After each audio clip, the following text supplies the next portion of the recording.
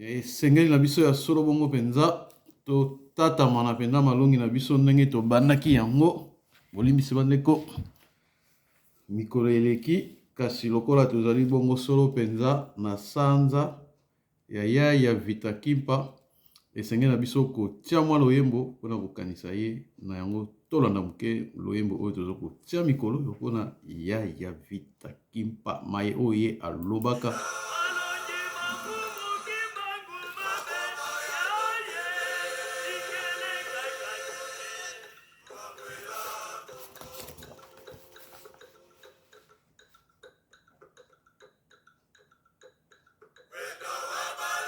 Mama yako songele wenda vutuka kudisaka ngwambanza kongo yankotela emwa kwanana unakamana lutumulalu elemba sabila malo mimaku.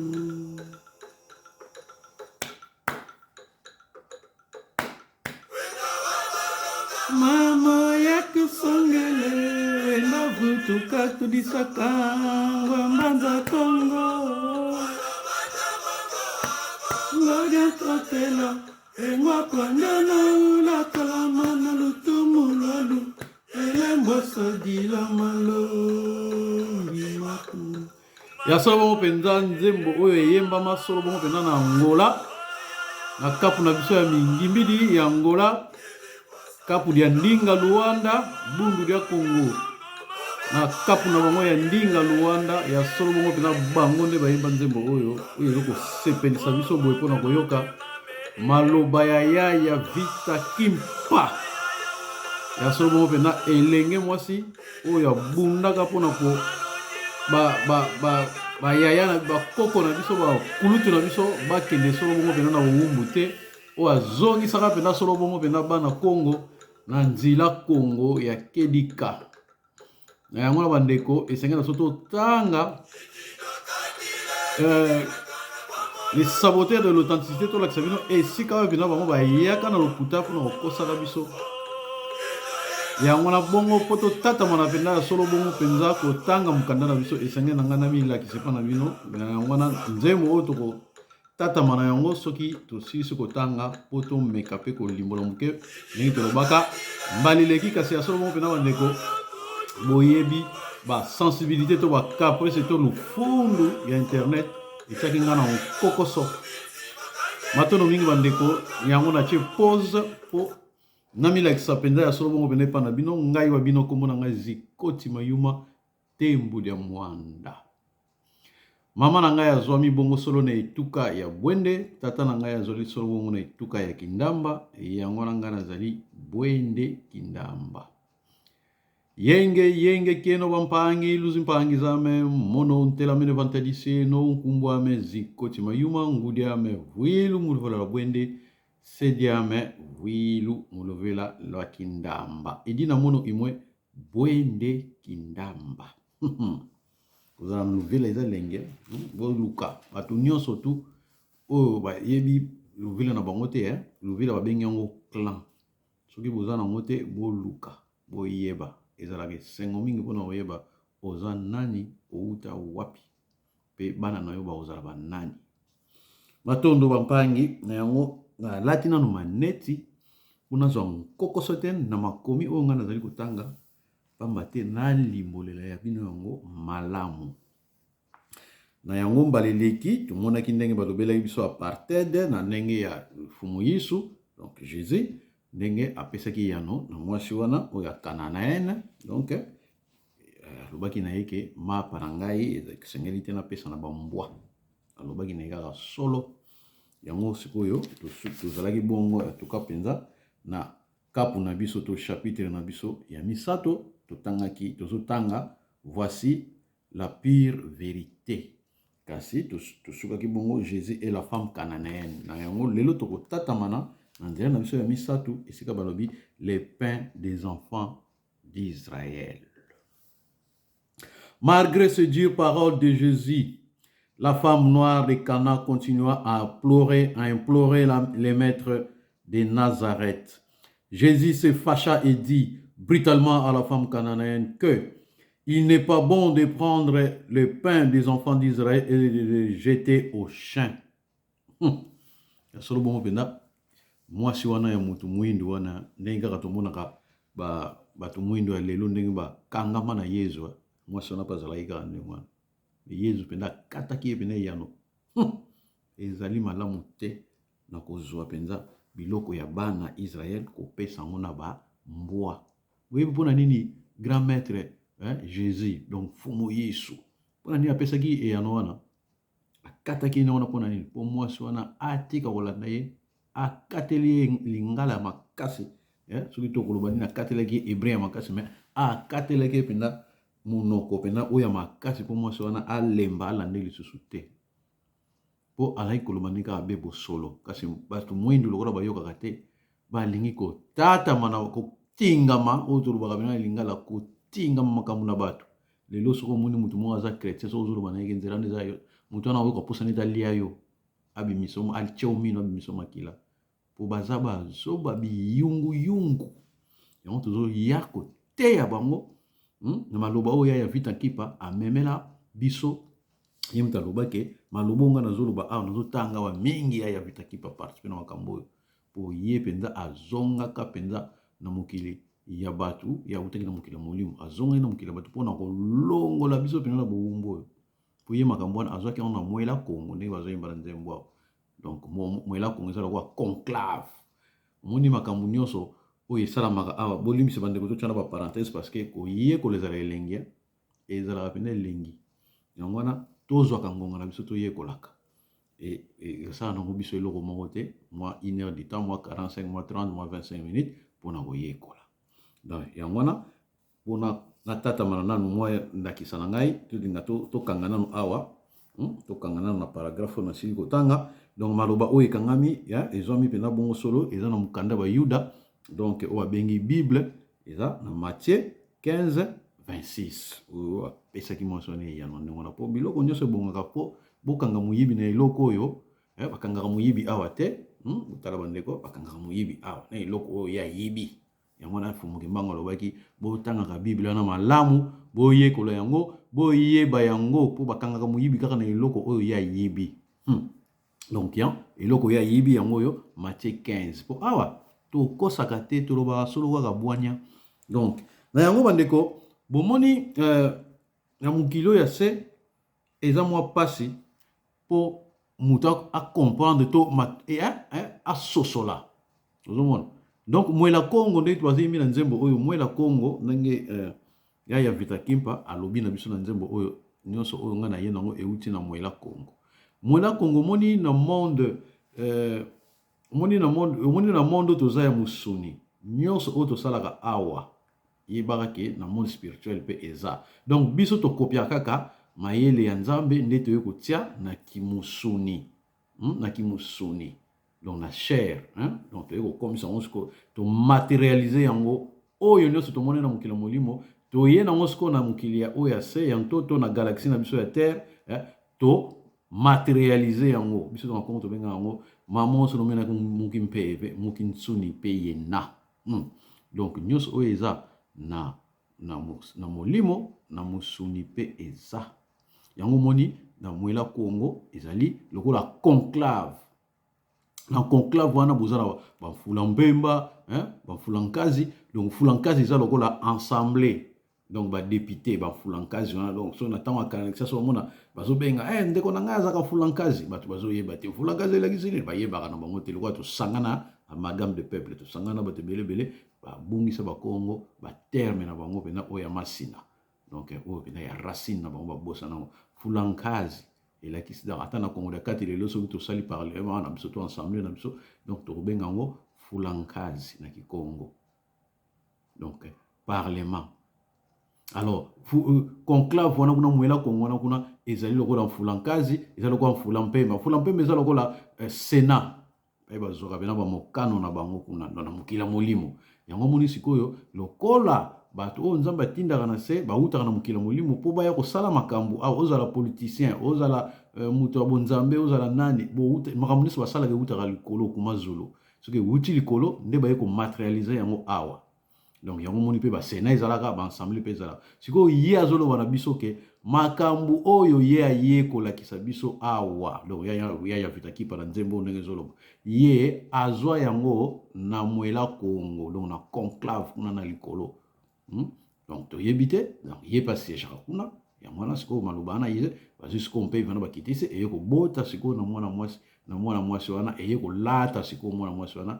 ale mpe vana sikoyo eutaki na likolo eye kolata mwana mwasi wana ale ye ya vitaki pa amaterialize yango kaka alobi na so kaka oyo ye azwaki na likolo omoni ndenge spiritualité ezalaka yango bokomona mpe babiloko mingi mindele basalaka nini bakopiaka kaka mayele ya Nzambe parce que na monde spirituel eza balakisi bino yango ndenge ezalaka après balobi na bino bokende na se bokende komaterialize yango yango monaka mindele lokola bango baza lokola biso te bazoba toyambaka biyamba bamaterializaka biloko na bango soki mutu moko azwi mpeve ya kitoko balobi na ye kekende kosala eloko boye aye asali yango bomonaka trinité donc euti na bonzambe ekiti sikoyo na mutu asali science ntango mutu wana sikoyo akosala balakisi ye kekende kosala eloko boye ye sikoyo aza na branche ya science neti donc neti ngai nazala kindamba eza na kindamba kote tata na ngai ezali na kote ya science donc kimpanzu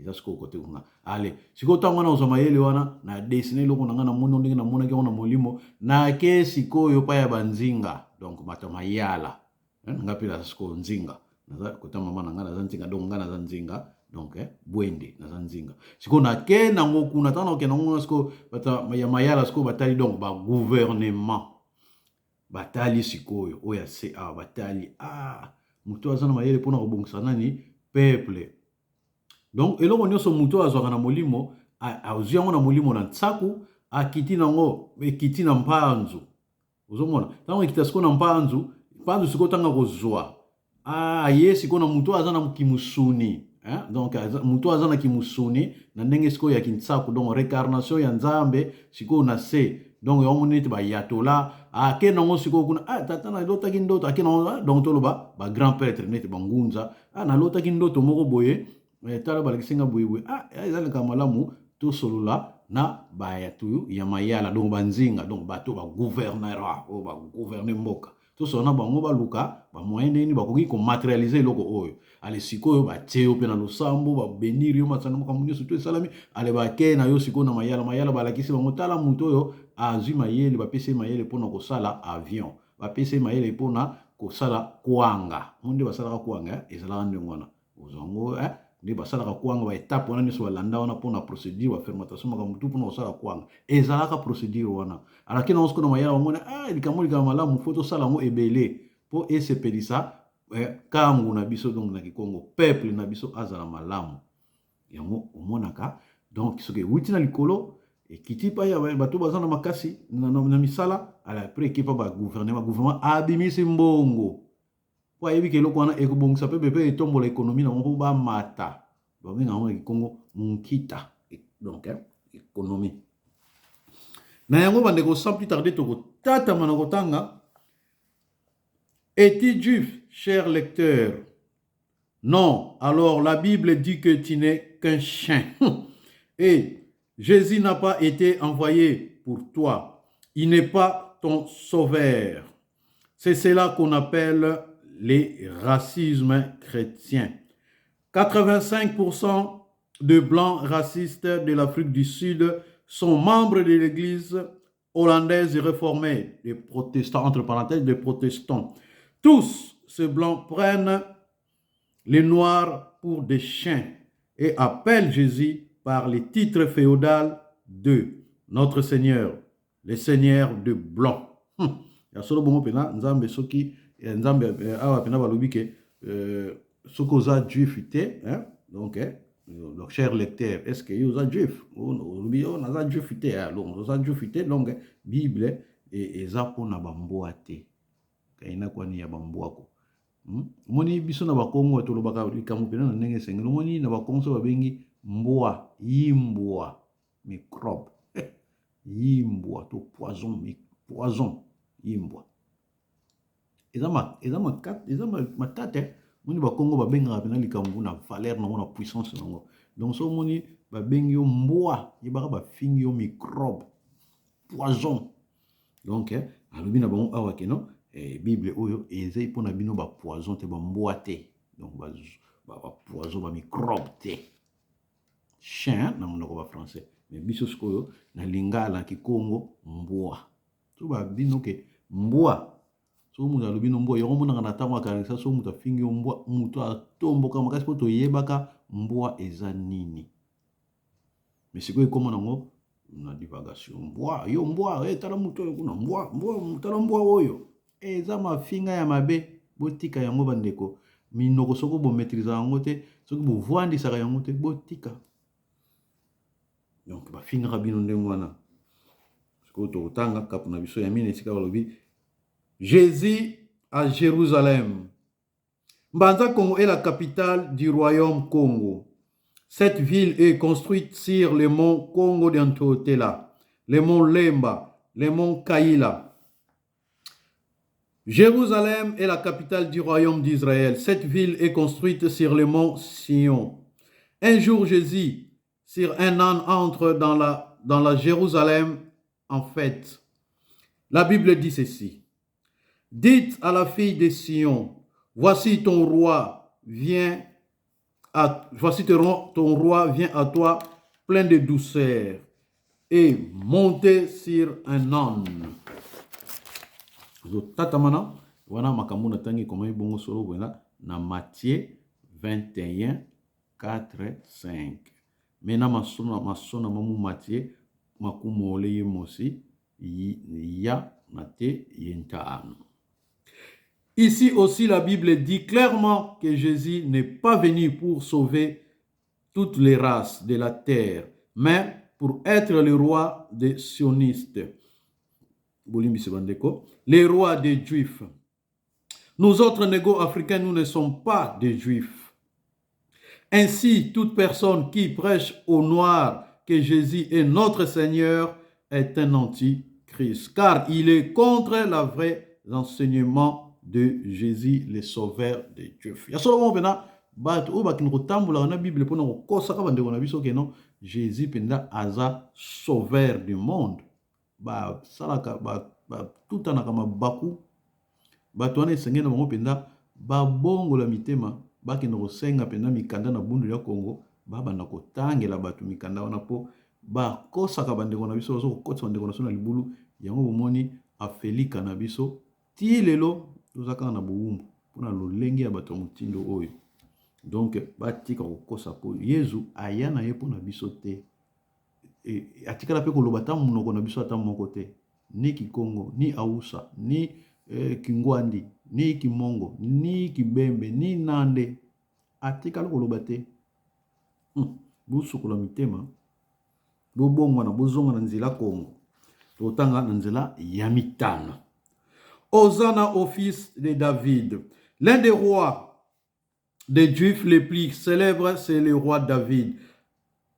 En entrant dans Jérusalem, la Bible dit que la foule glorifiait Jésus en disant Hosanna au fils de David. Et ça, bon, solo pena, na Matthieu 21, na verset 9. Il y a mu Matthieu makumole mosi munzila ya voix.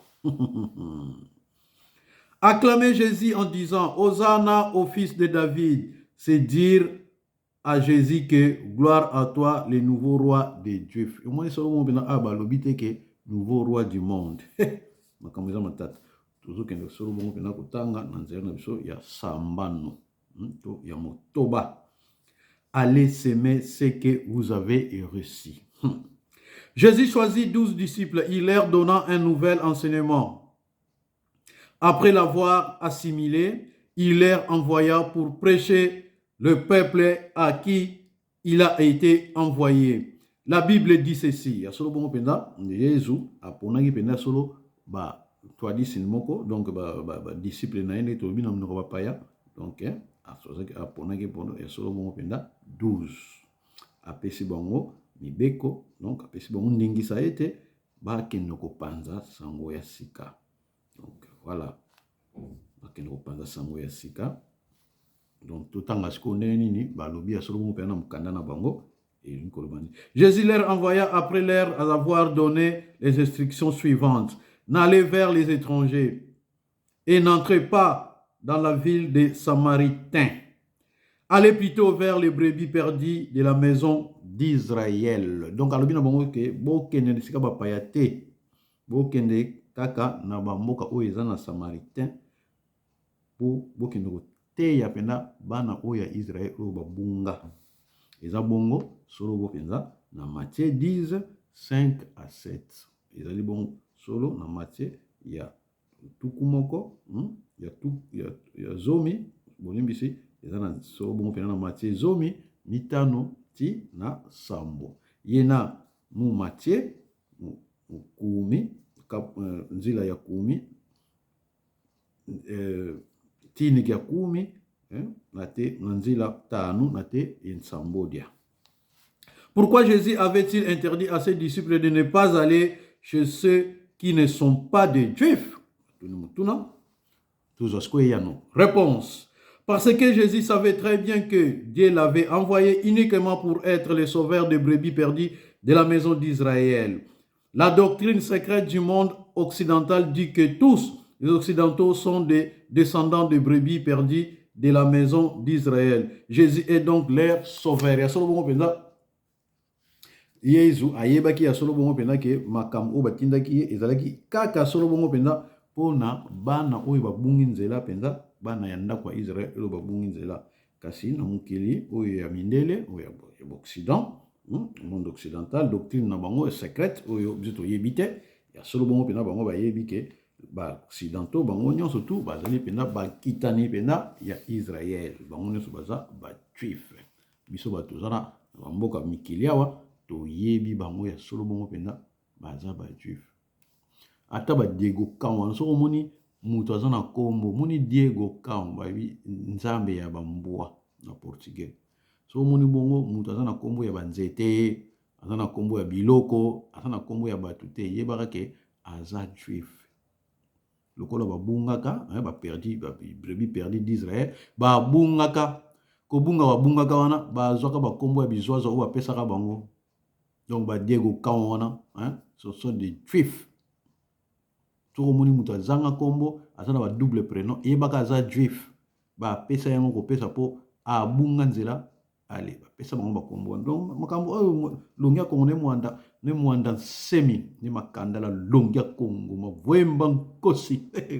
Azo pesa biso bwania awa, soki yoka kaulingi ko yoka te, mitali yo, kasi na kolemba te kotanga ka mikanda oyo po boko yoka kaka po eza makambo ya solo. Ainsi, après avoir évangélisé la terre d'Israël au Moyen-Orient, l'Esprit du Christ ordonna d'amener le christianisme directement en Occident, en Europe. Il n'était pas question de donner ce message aux Noirs de l'Afrique, qui est pourtant géographiquement très voisine du pays d'Israël. Ya solo bongo penza yangwana yezo apesa bongo pena solo mibeko bakende ko évangéliser na Moyen-Orient et puis bakita bongo solo penza directement na Occident et ya solo bongo pena biso toyebi ke Moyen-Orient e kangama na kachopa kasi bango baboyi bake na Occident totanga. Les seuls pays d'Afrique où l'on envoya le christianisme est l'Éthiopie, où résidaient les descendants du roi Salomon avec la reine Mankenda Saba.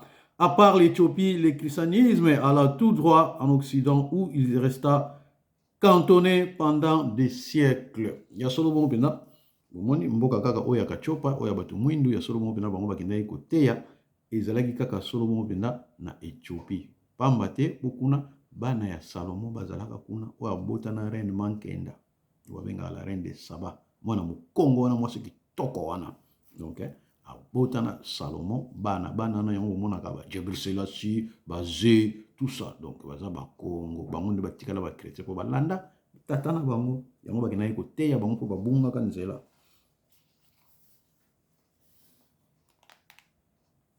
Au 15e siècle, les Portugais arrivent au royaume du Congo armés de la Bible et des fusils. C'est de cette façon que le christianisme était amené en Afrique centrale, en tant que religion du colonisateur.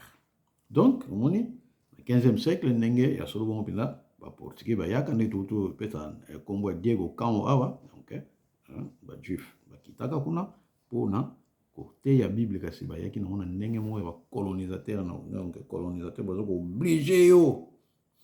Évangéliser pour mieux coloniser, disait-on en Europe.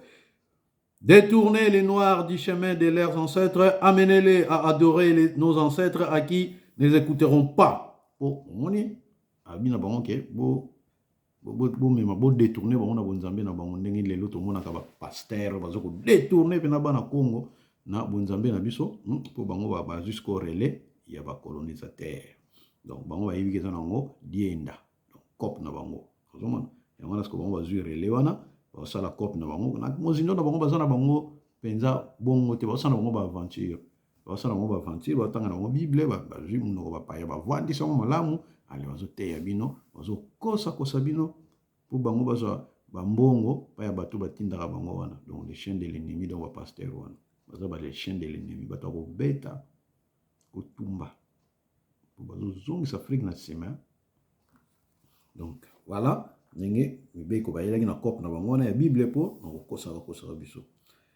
Pour convaincre les colonisés à accepter le christianisme colonial, on falsifia la Bible en y ajoutant des faux versets disant que Jésus leur avait demandé d'aller dans le monde entier faire tout le monde ses disciples.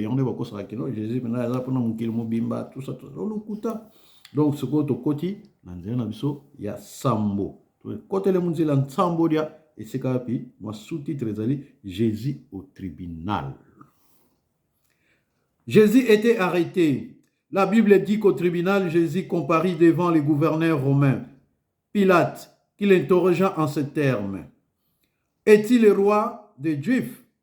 Jésus répondit: tu le dis bien. Donc solo bonatang bakangaka Yesu fumu Yesu biso to kumisaka pour azali mwana nzambe o atindaka territoire moko bien déterminé, donc na périphérique ya ba juif to ya occident. Donc biso nzambe mutatinde pona bango biso to pesaka ye luzitu elakisi kilo ya Congo. Luzitu wana to pesaka ye po aza ekelamu ya nzambe alata kitsaki mpeve kati na ye po atwadisa bana Israël. Et comment misolo bongo penza na Matthieu 27 verset 11. Donc ça solo bongo penza na Matthieu makumole nsambo dia na étape ya zomi na moko yena mu Matthieu ntini kia makumole nsambo dia munzila ya kumina mosi. Ici aussi nous voyons que Jésus ne dit pas qu'il est le roi des négros africains, car il affirme qu'il est le roi des Juifs. Il y a seulement que nous avons Jésus tombe batunier mutuna na post Pilate alobi ke na batunier ozali mkonzi ya ba Juif. Il y a lobi solo bongo pena ke olobi yango pena ya solo. Donc tout le monde pena ke Yesu awa aniati pena sete pona oloba ke aza ya ba Juif, aza ya bisote. Donc côté na nzela na biso ya mwambe esika wapi ba pesi biso sous-titre tuna kota nzila ya nana. Donc yena bonso ntini kia Jésus est les soldats. Répondant toujours à la question de savoir qui est Jésus, la Bible dit ceci. La solo pe na tata manako pesa yano na mutuna na ye Yesu alobi était.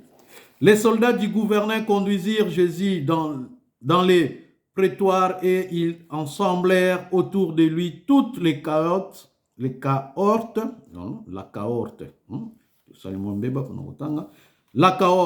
lui ôtèrent ses vêtements et les couvrirent d'un manteau écarlate. Ils tressèrent une couronne d'épines qu'ils posèrent sur sa tête et ils mirent un roseau dans la main droite. Puis s'agenouillant devant lui, il lui disait: Salut, roi des Juifs. Moni pena awa tankuba memaki pena basoda ya gouverneur wana ntango bamemi donc moto oyo ya ntwadisi biso tobengaka na Kikongo ntwadisi. Donc moto azokamba bato to esika songolo pakala moto azokoguide bato azokokamba bango tobengaka bango bantwadisi.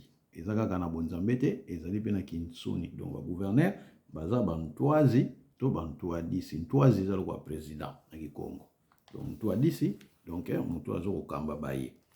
Donc yango wana bamemaki ye solo mpenza bongo kuna bakutani kuna bango nyonso ya prétoire wana. Donc esika bavandaka wana mpona nini autour na zebi batuni ye balongoli ye bilamba batiki ye mpenza nzoto polele balongoli ye biloko nyonso balatisi ye sikoyo manto igyonga oyo mpenza ya solo bongo mpenza ya valeur ya motuya balatisi batongi ye sikoyo batie sikoyo couronne wana oyo bepini yango monaka tobengaka ekoti ya nzube. Donc batie yango sikoyo na motu batie sikoyo bazwi sikoyo nini mosusu batie na loboko na ye ya mobali puis bafukami bazokoloba na ye Sali roi de Dieu.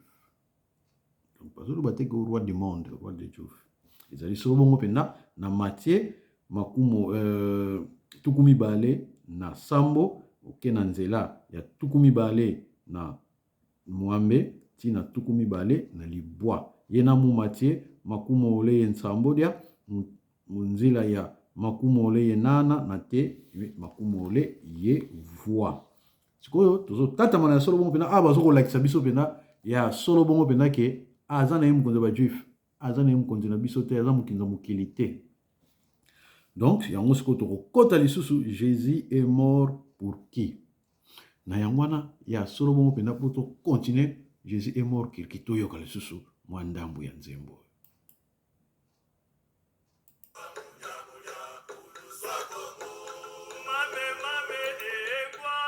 Kandiona elengwa sadila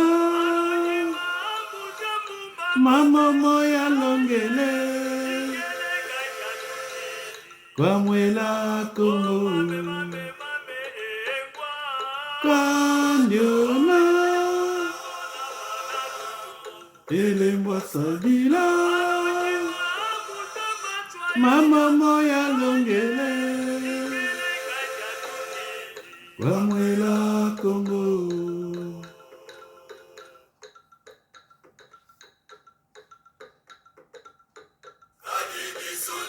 Kata kamwana kutuko imosi kutuko kasadi kukongo. Ya solo bongo pena bandeko tozo kokoba solo penza ngana lati na nga fumuki mbango na ngai fumuki mbango wakembo swa ya solo bongo pena pona kokoba